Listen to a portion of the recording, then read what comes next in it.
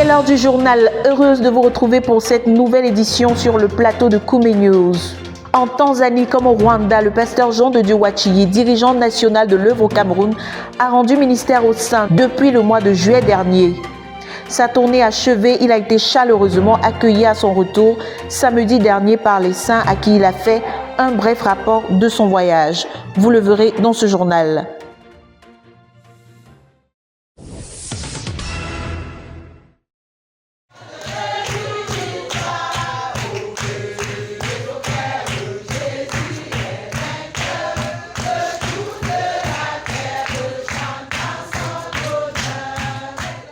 Du 9 au 10 août 2022 à Koumé, le Centre de prière et de jeûne de la conquête du monde et la sœur Esther ont tenu le 27e siège de prière du ministère à la base à Koumé. C'est une bataille de 24 heures pour continuer d'insister devant Dieu pour sa présence tangible, sa puissance et sa gloire au camp biblique international des étudiants pour des rencontres révolutionnaires pendant cette période. Ils sont venus également veiller sur le leader, sur les dirigeants à tous les niveaux dans notre œuvre et sur les campeurs particulièrement pendant et après cette période, et enfin sur tout notre ministère de Koumé jusqu'aux extrémités de la terre. C'est à 12 h ce 9 août 2022 que cette confrontation a commencé au lieu habituel avec des prières de reconnaissance et de gratitude à Dieu pour ses hauts faits tant dans la vie des participants que dans tout notre ministère. Les témoignages et cantiques de louange ont suivi, et puis une exhortation de la sœur Esther à partir du livre de tous les sièges de prière, Pensées révolutionnaires sur la prière.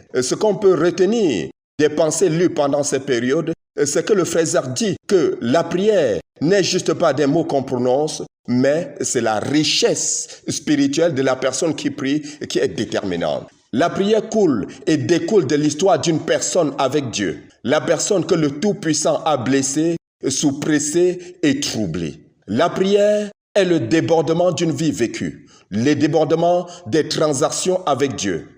Ainsi, les soldats de la sœur Esther ont été amenés à intercéder pour que chacun ait une histoire personnelle avec Dieu. Ils ont été mis au travail.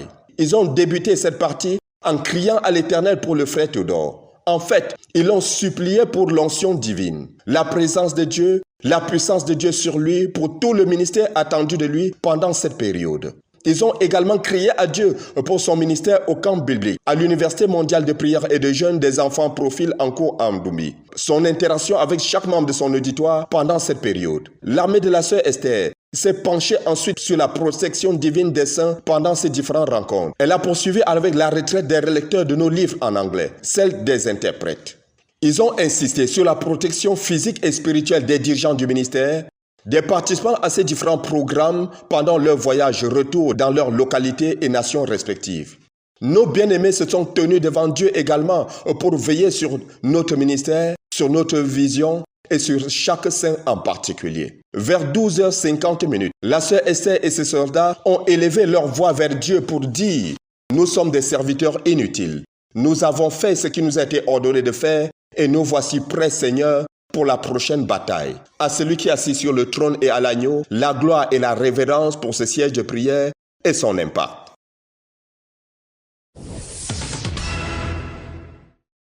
De même qu'ils sont arrivés au quartier général le lundi 1er août dernier, les plus de 3000 campeurs qui ont pris part au camp biblique international des étudiants Koumé 2022 ont pris le chemin retour vers leurs différentes localités ce lundi 15 août après 15 jours de riche ministère de la parole rendu par le pasteur Théodore Andossé qui avait pour fardeau d'amener les étudiants au travers des Écritures à comprendre les principes de l'œuvre de Dieu et qu'ainsi partout où la vie les amènera, qu'ils travaillent avec assurance, sans déviation afin qu'il y ait moins de corrections à apporter avec la croissance et le développement que notre œuvre va connaître. Ainsi, le leader à partir du livre des Actes des Apôtres a commencé par donner un résumé des 10 dernières années d'enseignement au camp biblique, rappelant les flots de l'évangile à partir du Seigneur Jésus-Christ qui a produit l'évangile qui a coulé à partir de Jérusalem après le ministère du Seigneur Jésus-Christ. La seigneurie du Saint-Esprit dans l'œuvre de Dieu a été présentée, ainsi que le besoin de travailler en équipe pour offrir au Saint-Esprit un corps de ministère dont il va se servir pour avancer l'œuvre. À partir des chapitres 15 et 16 du livre des Actes, le leader a outillé les dirigeants des jeunes présents pour travailler en toute liberté, mais de manière disciplinée et coordonnée afin de ne pas détruire notre œuvre de l'intérieur, mais qu'elle continue de se développer et croître sous la seigneurie et le leadership du Saint-Esprit. Les problèmes qui viennent avec la croissance de l'œuvre ont été présentés, ainsi que le besoin d'adapter le leadership de l'œuvre à chaque niveau de croissance. Les facteurs pour une croissance continuelle ont été au cœur du ministère de la parole du frère Théodore le dernier jour du camp. Pour cela, le leader a insisté sur le fait que le leadership est une question d'initiative, mais aussi une question d'achever les projets. Leadership is initiative, Le leadership, c'est une question d'initiative. but leadership is also finishing. Mais le leadership, c'est aussi achever ce qu'on a commencé. Finish. Achever. Every day, Chaque jour, I ask myself, je me demande, at the end of this day, à la fin de cette what journée, did I finish? qu'est-ce que j'ai achevé? Because a life of weight Une vie qui pèse, is accomplished projects. c'est des projets accomplis. Many projects started Plusieurs projets commencés that are not finished qui ne sont pas achevés will make you a butterfly. vont faire de toi un papillon.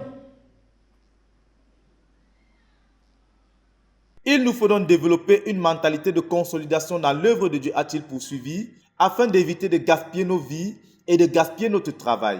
Finalement, 6 éléments d'un nouveau départ pour la continuité ont été présentés à partir de la vie de l'apôtre Paul. Ce sont une consécration maintenue, des séparations radicales, la puissance pour bâtir de nouvelles relations spirituelles pour continuer à avancer, la recommandation de l'Église qui compte dans l'appel à servir Dieu, le besoin de susciter de nouveaux couvriers et la direction du Saint-Esprit qui conduit l'œuvre avec sagesse. Il faut rappeler que tout le contenu des enseignements rendus à ce camp est disponible sur nos différentes plateformes, YouTube, RVC Online. Ce camp a été suivi en présentiel par plus de 3000 participants venus de 30 nations. Sur YouTube, on a enregistré 114 440 vues de 170 nations. Sur RVC Online, on a enregistré 27 991 auditeurs de 191 nations. Et il faut noter que chaque jour du camp, le ministère de la parole rendu par le frère Théodore Andossé a été traduit directement en 5 langues via la plateforme Zoom. Ce sont l'anglais, le français, l'espagnol, l'italien et le portugais. Et environ 2803 auditeurs ont suivi le camp via la plateforme Zoom. Il faut noter que plusieurs églises étaient également rassemblées pour suivre le camp. C'est le cas de l'église dans l'œuvre au Niger et en Bolivie, où les saints se sont réunis pour suivre le camp en direct. À Dieu soit donc toute la gloire pour ce camp biblique international des étudiants et pour son impact. Document pour la RTVC, Dan Josué Mouloula Bekoum.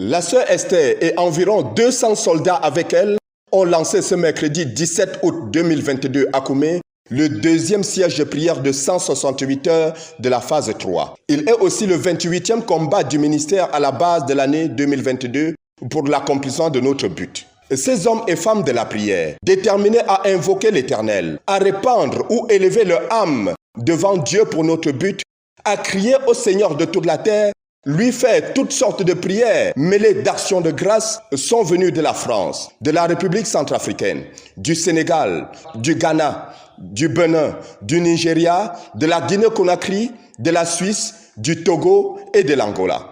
Certains bataillons et vaillants héros sont aussi venus des provinces spirituelles de la nation, telles que le quartier général, Douala, Yaoundé, Garoua, la province spirituelle des universités et bien d'autres.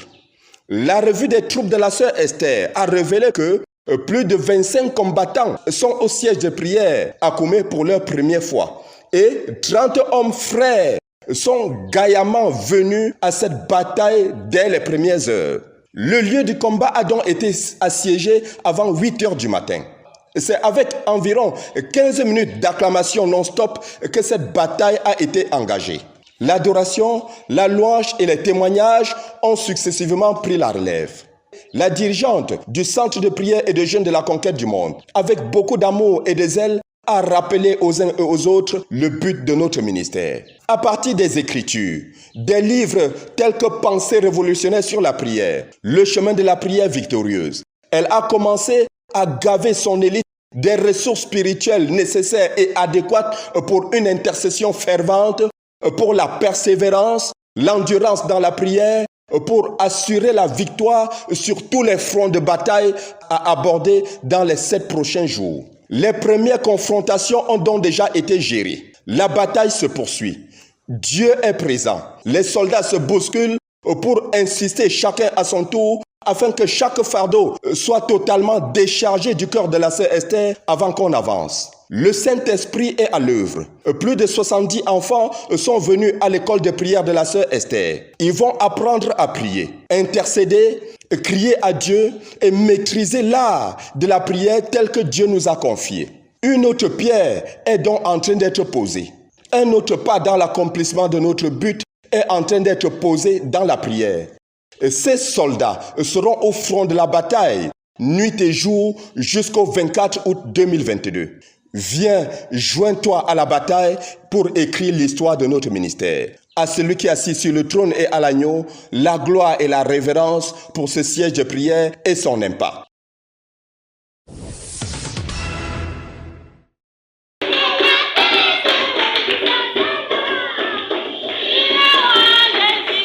Notre missionnaire en RCA basé à Bébérachi, le frère Emmanuel Aoma, avait consacré les mois de février et mars 2022 à encourager ses couvriers à doubler d'efforts dans l'obéissance à la prophétie de Santa Cruz et la formation des disciples. Il a ainsi organisé son œuvre regroupant les frères dans chacune des 3 zones de conquête pour planifier le travail à faire dans chaque zone de conquête, organiser le travail, lancer la formation des disciples, insistant sur la maturation des jeunes convertis et la multiplication des missions dans de nouvelles localités. Il était question ainsi d'évaluer le travail qui a été fait dans la moitié de l'année 2022 et confronter le travail qui reste pour le second semestre. Il était donc nécessaire pour lui d'inviter tous les couvriers des différentes zones de conquête pour une retraite à Bébérachi le 8 au 10 juillet 2022.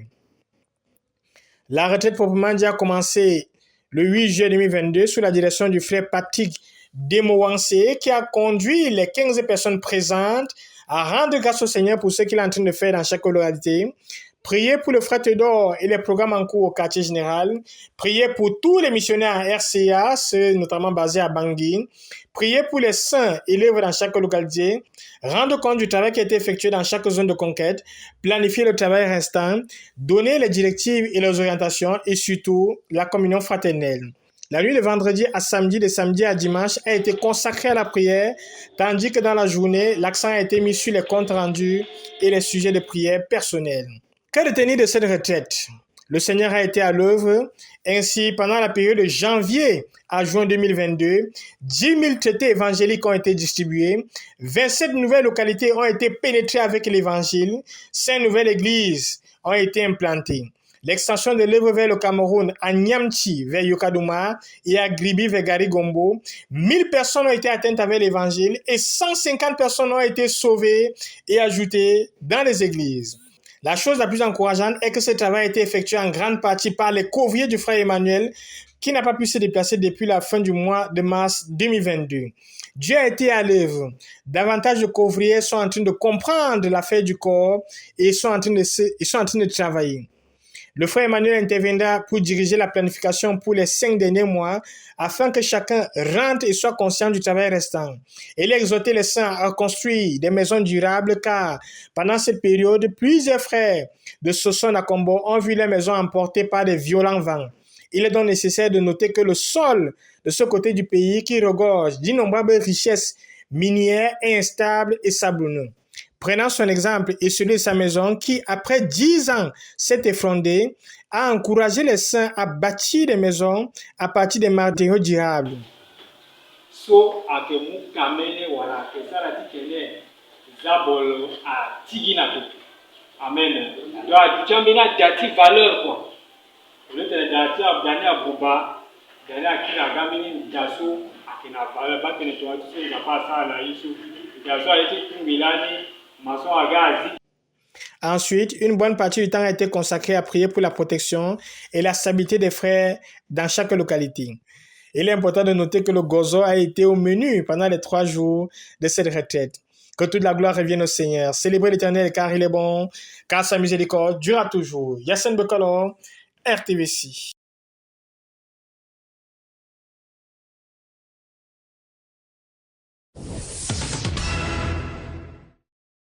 La 20e session de l'école de la connaissance et du service de Dieu à Kigali au Rwanda s'est donc achevée le jeudi 4 août dernier. Ça aura été 13 jours de riches ministères rendus par le frère Jean de Dieu Wati, orateur principal. 130 participants dont 100 candidats missionnaires étaient présents à cette session. Durant cette période, plusieurs autres activités ont été menées, notamment des travaux communautaires consistant à nettoyer chacun son entourage et son environnement. Un programme lancé par le gouvernement qui se fait les derniers samedis de chaque mois. Les saints se sont donc livrés au travail manuel durant cette session de l'école de la connaissance et du service de Dieu. Il faut noter que le département des œuvres de miséricorde a également mis à la disposition des participants des médicaments de base en cas de maladie. Autre information, c'est l'école ZTF de Huye dans le sud du Rwanda qui a été mise en place. Elle a ouvert ses portes en février 2021 avec une salle de classe et 8 élèves.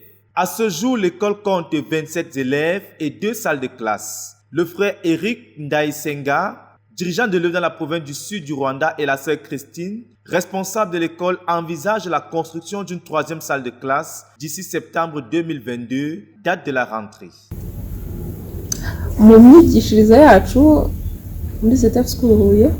Notre méthode d'enseignement à l'école ZTF à Huye se base sur le programme national.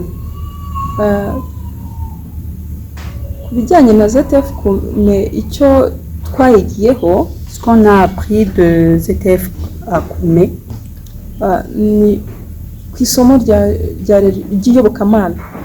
c'est principalement à propos du cours de religion.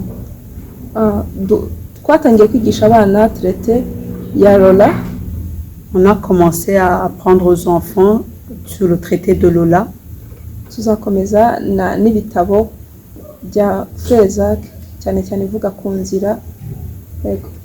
On compte continuer avec les livres du frère Zacharias, plus précisément sur le chemin.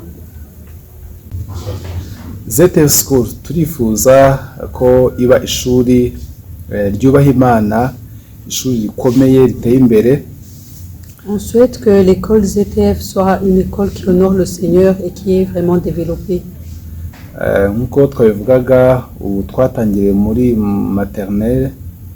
Comme on le disait, on a commencé avec les classes de maternelle. Ariko turifuza ko ishuri rikomeza gutera imbere tukava muri maternelle tukajya muri primaire. On souhaite vraiment que l'école grandisse et qu'on ajoute à la section maternelle une autre section primaire.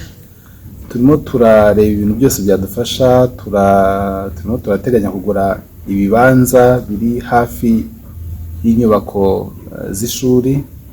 On envisage à acheter d'autres parcelles, d'autres terrains qui sont à côté de l'école.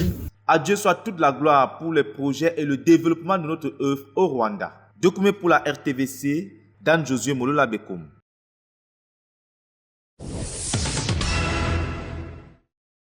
Le frère Jean de Dieu Wati, au cours de sa tournée en Afrique de l'Est, a rendu ministère aux dirigeants de notre œuvre en Tanzanie au cours d'une retraite qui s'est tenue du lundi 8 au mercredi 10 août dernier.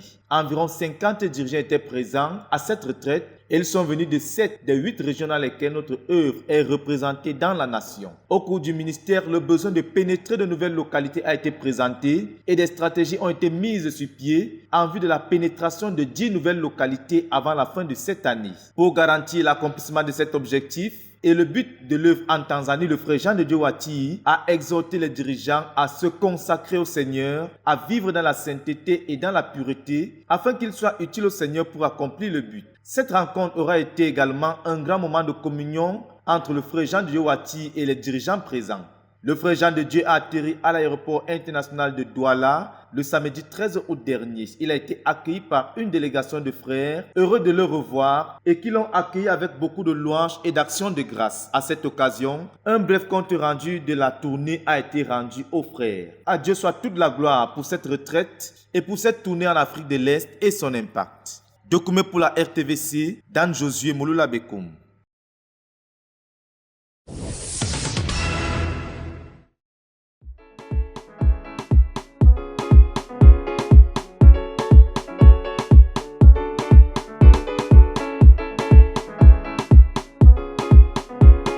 Le camp biblique des jeunes du Canada, édition 2022, s'est tenu au Centre biblique ZTF Canada du 4 juillet au 21 juillet, sous la direction du département de la formation et du perfectionnement.